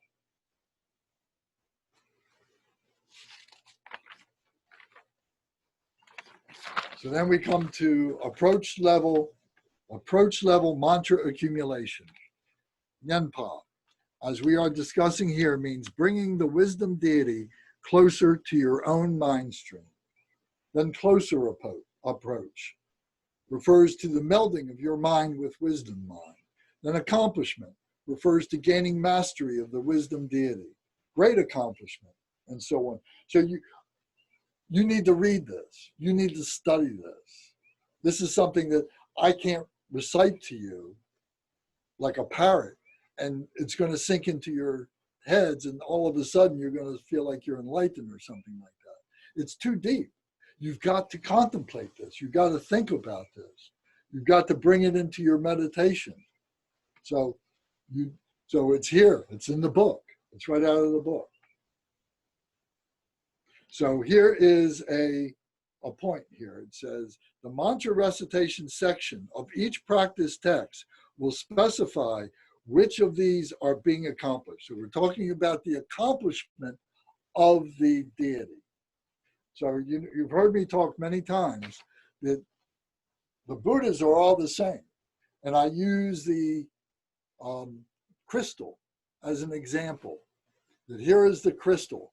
It's like a diamond, and it's got many different facets. And you look inside any one of those facets and you see the interior of the diamond, and it's all the same. And it's made up of bodhicitta, loving kindness, compassion, joy, and equanimity. All the Buddhas, all the enlightened ones are made of that. But what's different is each of those aspects of the diamond are the activities of those individual Buddhas that all have that bodhicitta qualities. But now they're activities. If you take light and you pass light through that diamond, then the light goes out and you see, the Roy G. Biv, you see the color spectrum on the wall or something like that, which is a characteristic of the different aspects of the different Buddhas that have the different colors. And their activities are listed here. It says the 4 enlightened activities are, number 1 is pacifying. Number 2 is enriching. Number 3 is magnetizing. And number 4 is destroying or subjugating. So some Buddhas, their techniques work in pacifying. Some they work in increasing or enriching. Some they work in the magnetizing. And some they work in the subjugating or destroying. So this is revealed as we do the deity yoga practice. This is where we see the work. This is how, what that grist is again, and how we're doing this, and what we're breaking down are all the emotions, all the preconceived ideas, and so on. So these are the great accomplishments. So you can read this in here. So now we come to the spiritual connection part, and I've hit on this a couple different times that we've talked tonight and many other times. But as you recite the syllables of the mantra in an ongoing hum, feel that all the deities are chanting the mantra in this continuous sound, and that the universe and all beings within, even the trees and forests, are of the nature of deity and deity phenomena, and that everywhere resounds with the mantra sound. If you visualize in this way, the benefits and power are greater. All sounds are my own sounds. All sounds are Om Mani Padme Hum, or Om Tari Tutari Tere Soha, or Teata Om Bigadze Bigadze Maha Bigadze Bigadze Raja Samogate Soha. All sounds are that. The wind blowing in the trees, the leaves in the trees, the grass being blown about, the rain coming down, the snow falling. All this are all appearances of that Buddha nature, of that true nature, in the phenomenal sense. So the chanting is harmonizing with that. And sometimes You can be, if you go and you do chanting outside, if you do your practice outside, you do it on a porch or whatever, and you're chanting Om Mani Padme Hum, Om Mani Padme Hum, and you hear the birds singing and everything, and then it's like everybody, all those animals, everything is harmonizing with you. And the wind, and sometimes the wind will pick up, and it's all part of the same thing. It's magnificent. It's the spiritual connection. If you recite the mantra with a distracted, wandering mind, apart from the mere benefit of eroding some of the obscuration of ordinary speech, you will not derive the great siddhi accomplishments. That is why it is important to recite the mantra in an undistracted state of single-pointed samadhi, without wavering, keeping one's mind's attention on the deity appearance. The mantra mallet, the rays of light emanating out and reabsorbing and so forth. So if you remember when we do the generation stage, we visualize the seed syllable, and the seed syllable radiates its light and goes to the Buddhas and Bodhisattvas. Then from the Buddhas and Bodhisattvas, it comes back to the seed with their blessing. And then it comes back into us, and then it goes out to all beings in all directions. It's been charged. It's been blessed by all the enlightened ones, by all the Buddhas and Bodhisattvas, of the light emanating and then reabsorbing and then going out and in all directions. It's like the sun. The sun is just radiating light with no concern of its heat, of its light, of anything. So when you recite the mantra, be in a state of single-pointed devotion and faith, rather than in a conceptual frame of mind that is trying to examine and analyze the mantra. This means not trying to reinterpret or translate into another language the Dakini script or mantra words, which would prevent the accomplishment of the pranidhana, great inspiration words of truth spoken by the master who codified the mantra. So what that means is, this is Sanskrit. So by uttering these words, Om Mani Padme Hum, which are Sanskrit, and just visualizing, just looking, thinking of the words, or just focusing on the words, just the sound of the words and so on, is enough. And it opens up. It's like a key that opens up the heart, the mind of the Buddha within ourselves. And we don't have to know the meaning. The meaning helps in the beginning stage. The meaning helps to give us confidence that what we're doing, when we're analyzing, when we're looking at why we're doing all this, in the phenomenal sense, when we're building up and understanding why we're doing this. Our mind, we need to understand some things, but then we find that we give way, we let that go, because the English translation is just partial. It doesn't capture the essence of what that mantra is. It's pointing in a direction. But what that mantra is something non-conceptual, is something far beyond that. So we have to allow that to manifest, to open up in our heart center.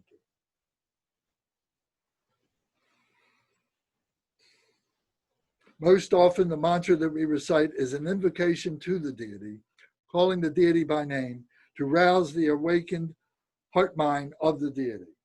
In actuality, for the wisdom deity, there is no difference between being called or not called, hearing or not hearing, near or far. However, when we recite the wisdom mantra, whose nature is Dharmakaya, the awakened speech of all the Buddhas, we gradually erode our obscurations until they are completely purified. The more our obscurations are removed, the closer we naturally feel to the resultant deity. And this is how the blessing of the wisdom deity enter into our mind streams. The deities are already enlightened. They're not attached to us. They're not attached to us. They have no concept of anything like that. Those are all human concepts that we like to project onto the Buddhas. But they're beyond that. And the only way that we can really fathom that, understand that, is through our experience of the glimpse of being the deity. And the more that we do that, the more stable it becomes, the broader it becomes, the deeper it becomes.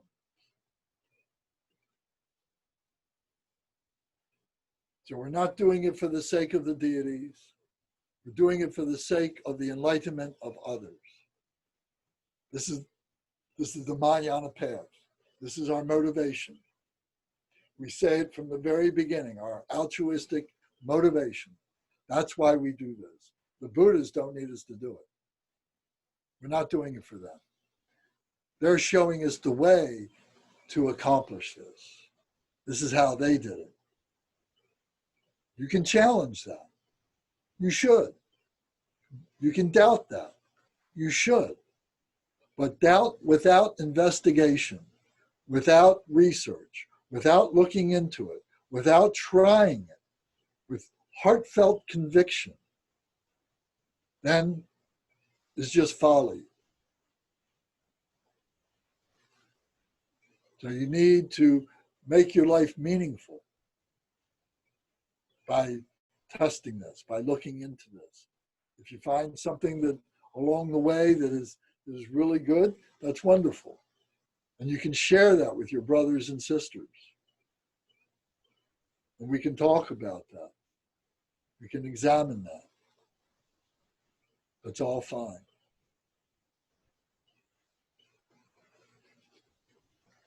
So now we come to the dissolution, which is the deity yoga part. As the dissolution stage of the practice, you are doing an accomplishment practice, and you have visualization in front. And you have a visualization in front. You draw in the visualization to stabilize its wisdom presence and a support or representation if you have one. The meditation card, the Tonka painting, the statue. If you do not have a visualization in front, simply invite the wisdom deities to dissolve in the expanse of Dharma Dhatu, the basic space of phenomena. All the Samaya beings dissolve into the self-visualization. So all the deities are all coming into your heart center. If you are only doing a self-visualization, since one's own innate wisdom knowing never departs anyway, visualize according to the dissolution stage of the practice text and dissolve the entire universe and all within back into light. This dissolves into the immeasurable deity palace. The immeasurable deity palace gradually dissolves from the outside in and is absorbed into the deities in the retinue. So you're visualizing all the environment, all coming into the mandala. And the mandala comes into the deity, and the deity comes into the seed syllable, and the seed syllable is in your heart, and then it begins to dissolve and goes into the emptiness, goes into the ma, and then you have the Maha Mudra meditation experience and so on. So this is all detailed in the practices.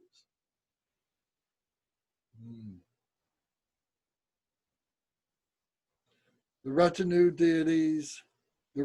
deities also dissolve and are absorbed into the central deities in non-dual union. The female deity dissolves into the male deity.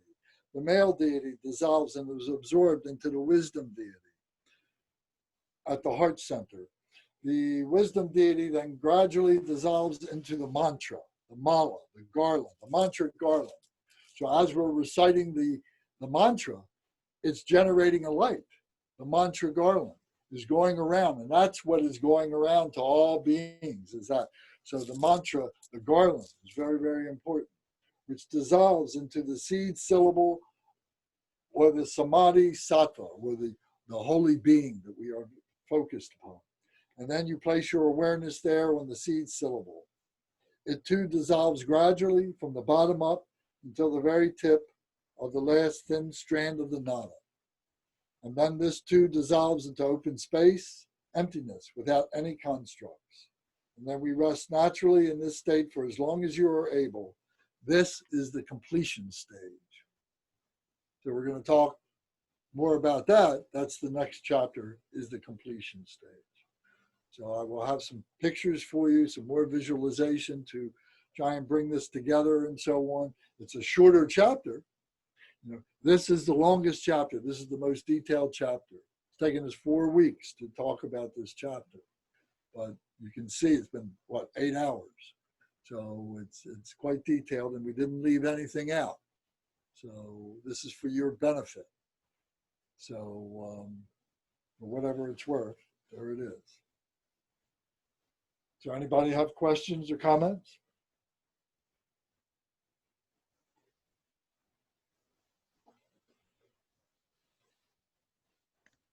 Lance, Yes, sir. where do I start? I couldn't even imagine, I mean, jumping right into Vajrayana without having some A lot of good karma. clues. A lot of good karma. Man. I mean, wow, that's, I mean, the last month of teaching has been so, I mean, it's been intense. Mhm. Really intense, a lot of information given here, you know. So the question for you is, will you work on it? I try every day. Okay. Every day. I mean, it's a work in progress, Well, sure. but it's, man, I mean, blessed to you, I mean, for all the dedication you put into us. Oh, thank you so much. Well, it's a blessing to me what you guys have done to want to be part of this and to want to hear this and to want to practice this. So that's a blessing. So thank you.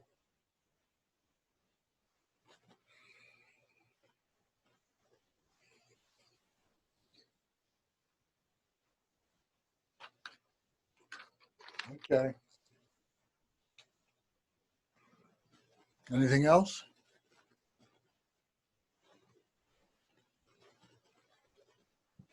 My timing somehow seemed to be perfect. You answered some of my questions I came in with. Thank you very much. Oh, you're welcome.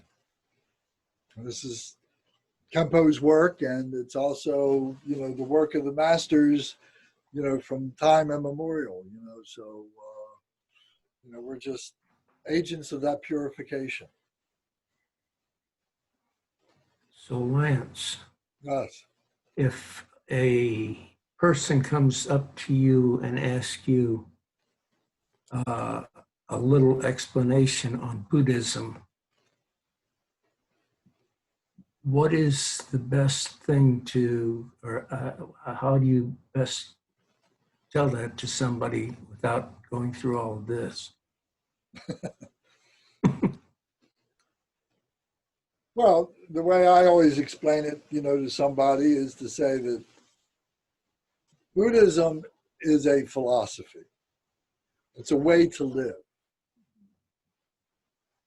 that leads us to freedom, that leads us to liberation from our emotions, from our confusions, from all the misconceptions that we have of what all the possibilities are.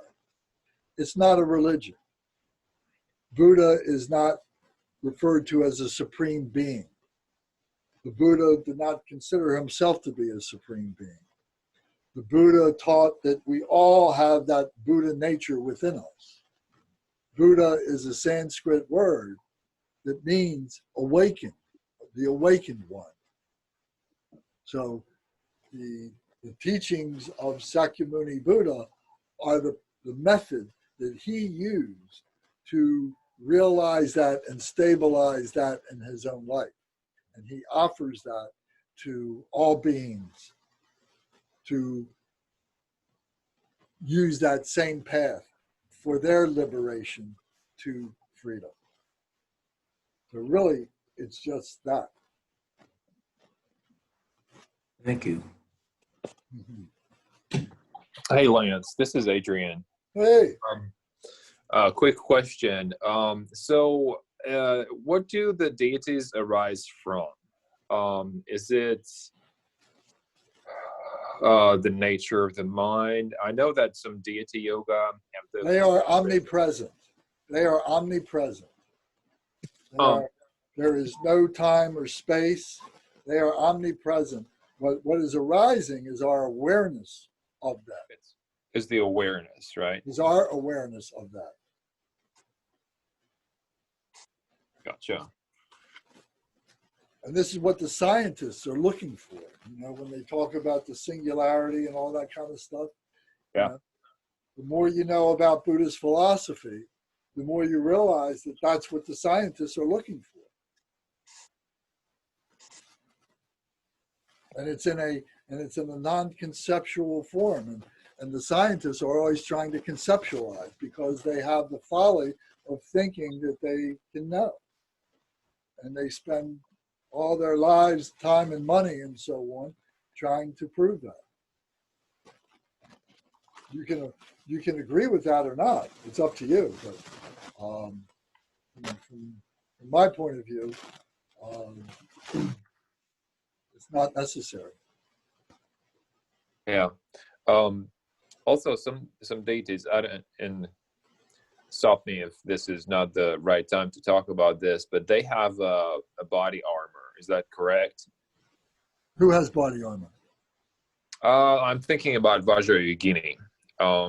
Like they have Vajravarahi and Yamantakini. And They're all naked. What are you talking about?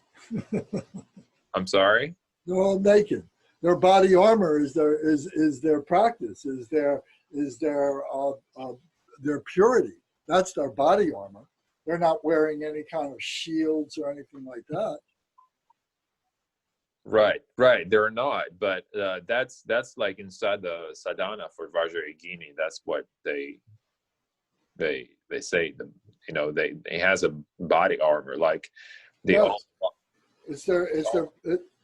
It's what they represent. Show me, find what it is in the text, and let's talk about it. Okay, so it says like visualizing the body armor at the navel, Om Bam, and you have the syllables Om Bam changes into a red Vajravarahi. That's right. At the heart, Ham Yom changes into a blue Yamantakini. That's At right. the neck, Hrim Mom changes into a white Mohani. That's right. At the forehead, Hring changes into a yellow Shabani. That's right. The crown, Hong changes into a green Bhairavi. Yeah. So the word armor is a figurative word. Okay. That is a spiritual armor. It's recollecting the purity. It's their pure nature. So you weren't here, but in the in this outline in this chapter, we went through very quickly, and I want you to study it, is all these references to what all this stuff means. And I think that's going to help answer your question a little bit more. But it's not armor from the point of view of thinking that it's shields and stuff like that. Because that's what I thought you meant to say. Yeah, no. All right, thank you. Is that correct? No, that what you said, that helps. Yeah. Okay.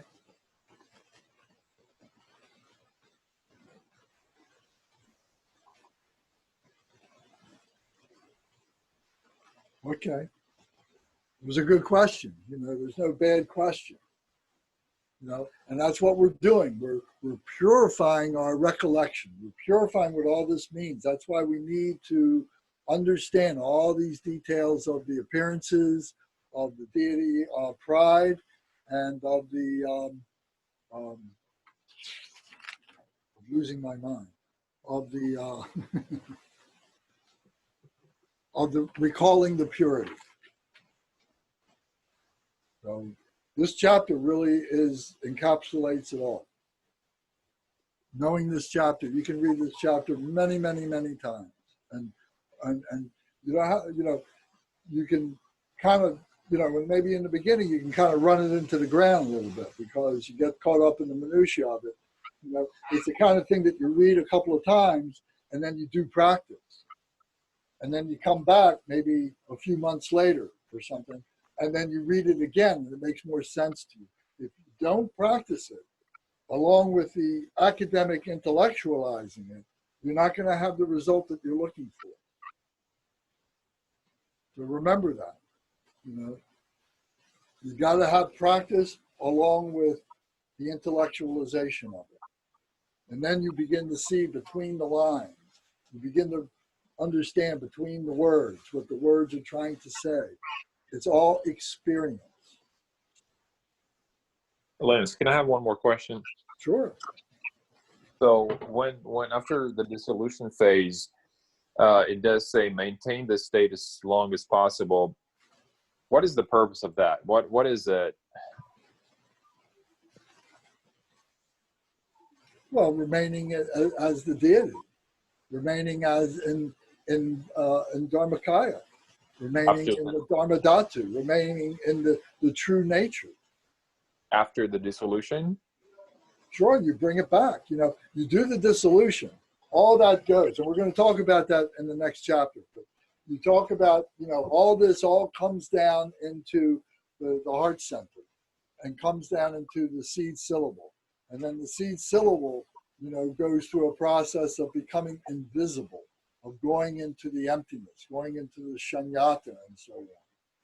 And then you meditate in that serenity, into that bliss, into that quiet, into that, you know, maybe no thought. But then when you come out of that, then you're coming back into your normal body again.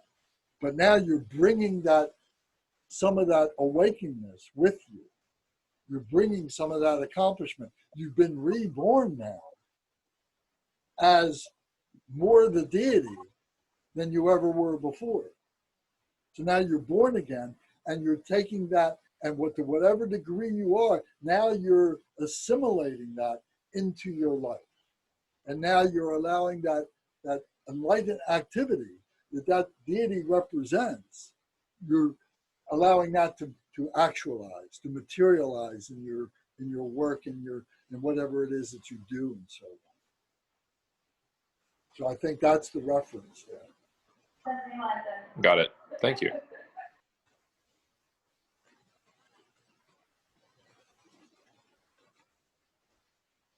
Okay. Lance, Yes. I just wanted to make sure that I understood, because this was so helpful. So you said that the deities are omnipresent. I'm having a hard time with that word, but you know what I mean. The deities are always there, and they arise from our awareness. So that means our awareness arises. They are there. It's our awareness that arises to recognize. Okay, thank you. It may be a figure of speech. In some ways that it's been translated, maybe it would say that they arise. But what it's really saying is our awareness of them arises. Yeah, that is so helpful to hear it stated Yes. like that. Yes. And so as our awareness of them arises, it's at that point that that duality becomes non-duality, and everything that we label in phenomena, all the labels dissolve. Is that correct? We begin to experience that, yes. Begin to, yeah. If we're thinking about it, we're thinking about it as a dualistic being. When we're thinking, we're dualistic. So you got to get past thought. That's the meditation. And once you're in the meditation, yeah, and you're not thinking of phenomena, you're not thinking of labels, then that's the dropping away of all that, so to speak. But then your brain catches up and starts realizing, oh, I haven't thought for the past 5 minutes. Right. Yeah. And then you're back to conceptualizing again. So when we get to a point where we feel like we're getting a little deeper in our meditation, and then a thought arises, I'm probably complicating things, but the best thing to do is just let it go. Is that right? Because it feels like, oh my gosh, I'm almost there, but then something happens and then I react to that thought. I mean, it could be simple. I mean, it could be something very simple, very, very mundane. Well, that's right. That's exactly right. So either you become adept enough to be able to just let it go Mm-hmm. and it's gone. Or you need to come back and you need to reprocess to get to the point where you can let it go. Right, like with the shamatha meditation, Right. with some of the Whatever, meditation. to whatever degree it is, you know. And it would be very good to draw a flow chart for yourself. I don't know if you guys do org charts or flow charts, but each one of these steps, you could categorize, you could show that, you know, like a yes, no kind of boxes. And so you can see where every one of these levels is will really help you to intellectualize what this process is. And it's important to do that. Well, that's a really good idea. Yeah. Yes, it will be a really good practice to do that. You will learn a lot by doing that. Okay. Okay. Thank you so much. You're welcome. I appreciate that. So you take this chapter or you take the whole book and you begin at the beginning and you have a long piece of paper or several pieces of paper and you start making notes for yourself. We start off at the very beginning when we were talking about the 4 thoughts that turn the mind to the Dharma. Then we went to loving kindness, then we went to compassion, and so on and so on and so on. And do that. And then once you get to this chapter, then there's a whole bunch of little stuff, you know, in there. So it'll really help you to understand this. This is what this is all about. This is how we develop one-pointed mindfulness. You know, this is part of it. The other part of it is doing the chanting. The other part is giving yourself time to do the meditation. So it all contributes. It's all, you know, it's all part of the process. It all has a functionality within this system. And I say this truthfully because this is the way I've done it. You know, I'm a bit of a scientist, you know, and I'm a technical kind of a person. And I break things down and I put them back together again. And that's how I learn this stuff. I'm not saying it's right for everybody, but it's certainly how I've done it. And I recommend it for anybody, if they haven't done it, to try it. You wouldn't necessarily do Patanjali's for you. Or do you use the Sutras of Patanjali when you're using the yoga and you're talking yoga with this? No, I don't do body yoga anymore. Very little. You know, I like to do it. I like to do it, but I've gotten to the age where something always hurts. So I stopped doing it. I spend my time doing meditation yoga. I'll do stretching exercises, and I got some weights, you know, body weights. I do push-ups to keep my body a little bit conditioned and so on.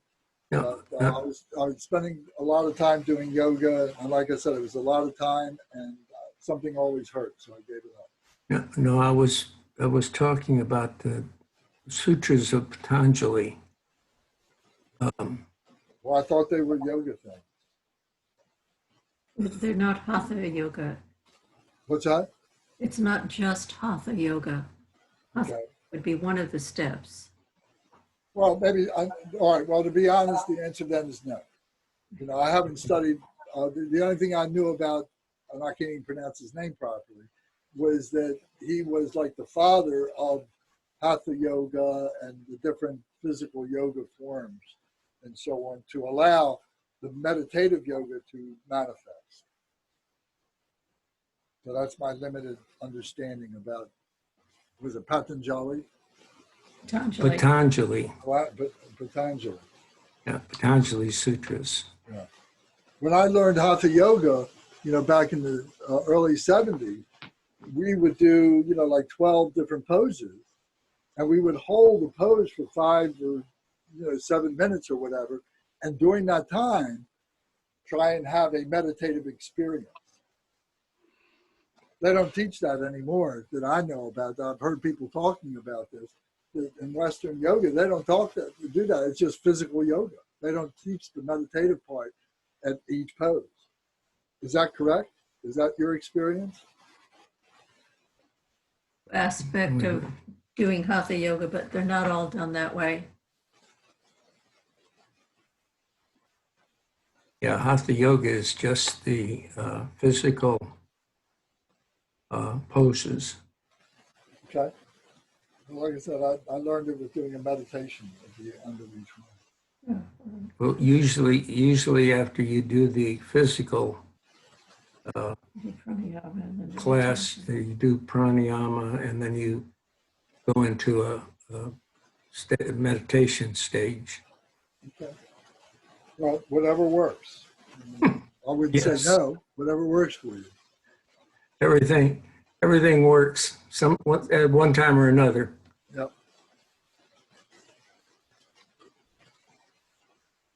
All right. Well, unless anybody has something else you want to talk about, I really, really appreciate your attention to all this, for these number of weeks, and we're going to finish the book. We've got another, we got the completion stage to do, and then a conclusion part. I don't know how long that is, but we got a few pages to do on the conclusion part, on the completion stage.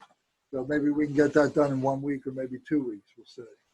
But I'm committed to doing this completely with you, to help you, to inspire you to continue your work doing that. Okay, so let's take our prayer books and do our dedication, please. So all these things are worthy of meditation themselves. All these prayers are meditations themselves for you to spend time with and dissect, and one line at a time, one word at a time, and be sure that you understand the meaning of all these, and putting it all back together again. And with each one of these teachings, I think there's more stuff to be able to recognize that are embedded in all these prayers. So we're on page 18, and we do the lineage dedication. Dorje Chang, Talopa, Naropa, Marpa, Milarepa, Gomolor Gampopa, Magmo Jupa, Lord Drikung. Please bestow upon us the most auspicious blessing of all the Kaju Lama. By this virtue, may I achieve the all-knowing state. May all who travel in the waves of birth, old age, sickness, and death cross the ocean of samsara by defeating all enemies, confusion, the cause of suffering. Bodhicitta, the excellent and precious mind. Where it is unborn, may it arise. Where it is born, may it not decline, but ever increase higher and higher. I pray that the Lama may have good health. I pray that the Lama may have long life. I pray that your Dharma activities spread far and wide. I pray that I may not be separated from you. As Manjushri, the warrior, realized the ultimate state, and as did Samantabhadra, I will follow in their path and fully dedicate all merit for all sentient beings. By the blessing of the Buddha who attained the three kayas, by the blessing of the truth of the unchanging Dharma as such, by the blessing of the indivisible Sangha order, may the merit I share bear fruit. Next page. By the virtues collected in the three times, by myself and all beings in samsara and nirvana, and by the innate word of virtue, may I and all sentient beings quickly attain unsurpassed, perfect, complete, and precious enlightenment. May the teachings of the great Drikung Ratnashri, who is omniscient, Lord of the Dharma, master of interdependence, continue and increase through study, practice, contemplation, and meditation until the end of samsara. Om, ah, Om. Om, ah, Om. Om, ah, Om. May the body, speech, and mind of all the Buddhas and the enlightened ones become inseparable from my body, speech, and mind. Thank you all very, very much. Any questions come up during the week, you can call or